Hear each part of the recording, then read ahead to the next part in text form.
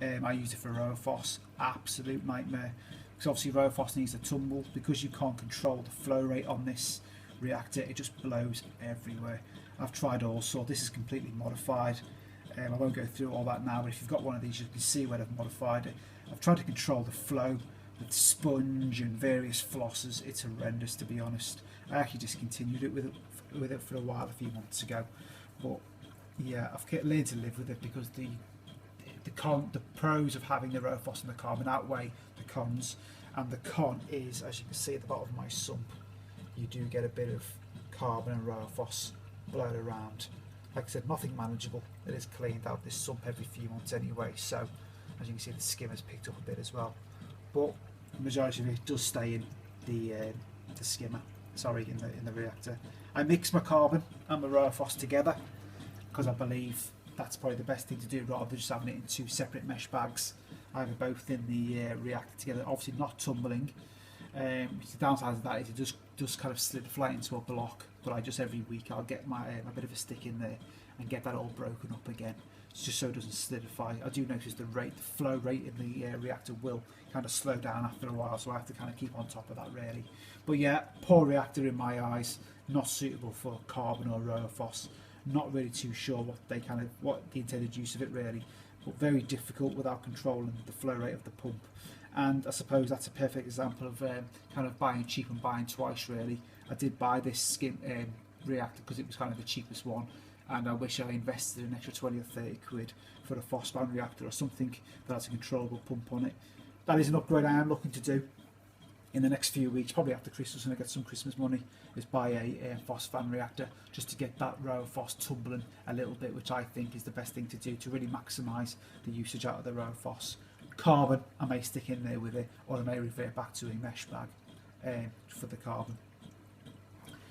Heater, just a standard cheap heater, to be honest. It's 200 watt, it's set at 27 degrees. That keeps the tank at about 25, 26. Yeah, I bought it off eBay, it cost me about a tenner.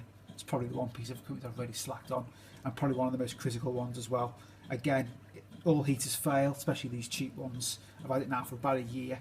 It is one I am going to upgrade. I'm going to spend, good 30, 35 quid on a decent metal type heater. I've already seen one in my local LFS that I want to buy. I just think for the sake of 30 quid, yeah, it's boring buying heaters, but it's worth it because you'll be shooting yourself.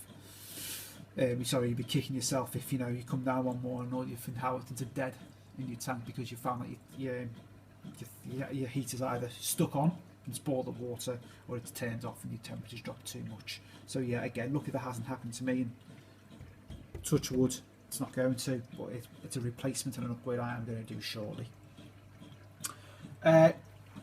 Filter sock, standard with the Redsea reefers. That needs cleaning out every 2 to 3 days. It is the only one I've got, unfortunately. It's one I need to start building up my collection of stocks. So it's a bit of a pain washing this out every 2 or 3 days with RO water, and then probably once every couple of weeks I will throw it in the tumble dryer, in the washing machine. So yeah, a standard piece of kit. Some people use them, some people don't. I see the benefits of using it because when I wash it out, the water's literally brown coming off it, so it's clearly doing its job and it's keeping its nitrous out of the tank. So happy with that. And at the back in the last chamber, the Eheim 2000 return pump. Very silent, good piece of equipment, never failed on me. This is obviously adequately sized for this tank. Redsea state that you should get a return pump of about 2,000 litres per hour. This is what this pump is capable of doing, so I've turned up to maximum.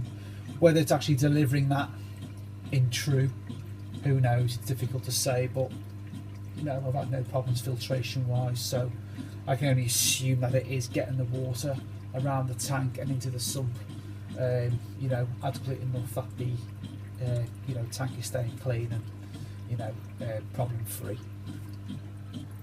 Standard RO top off with the Redsea reefers. To be honest with you, the jury's still out on these for me.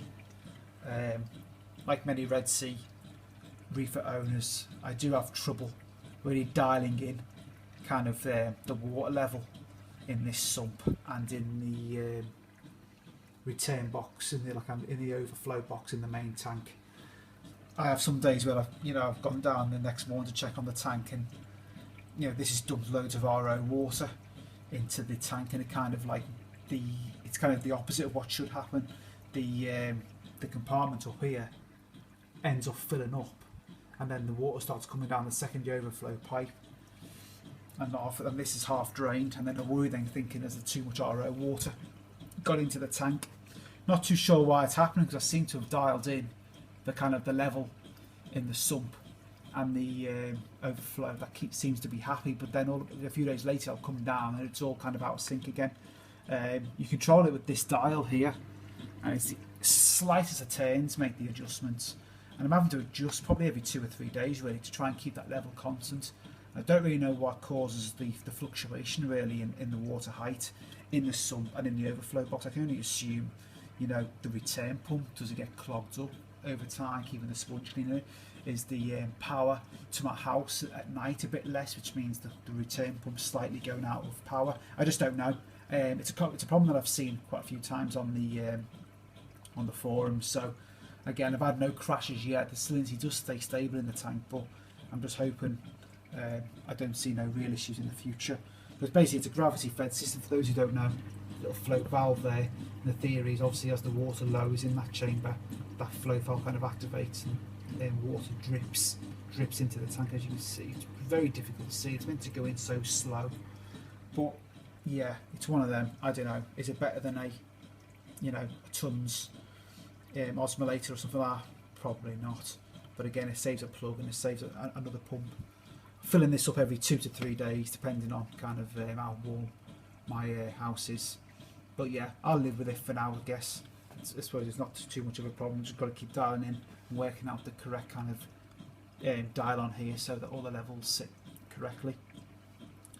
But that's kind of about it on the sump. In all honesty, it got cleaned out yesterday. I actually clean out the sump when I do a water change rather than disturbing the tank. My method for water changes is I'll get an old pump into the tank. I'll get it on full blast. I'll turn up all the pumps. I'll stir the sand bed. I'll turkey baste all the rocks, and literally it's like a cloud in there. Let that all go to the overflow. I'll take away the filter sock.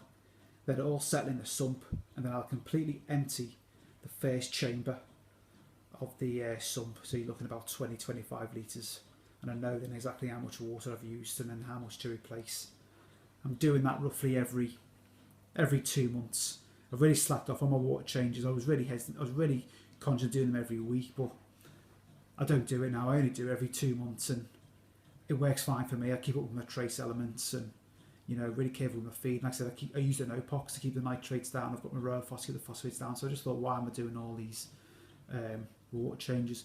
A bit like kind of like a Triton method, really, for those who are aware of that.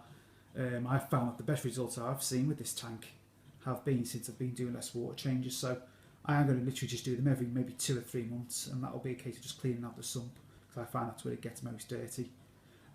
See if that works for me. If I do come across algae issues, I might revert back to weekly or bi-weekly water changes, but at the moment all seems to be going quite well with the lot less water changes.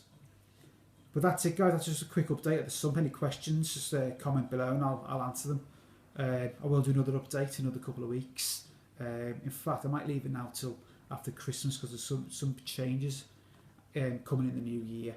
I'm looking to absolutely fill this tank with as much coral as possible, so hopefully you will not see how this tank looks in the next update. Hopefully I'm having all these rocks covered with loads of LPS, so look forward to that update. I certainly will.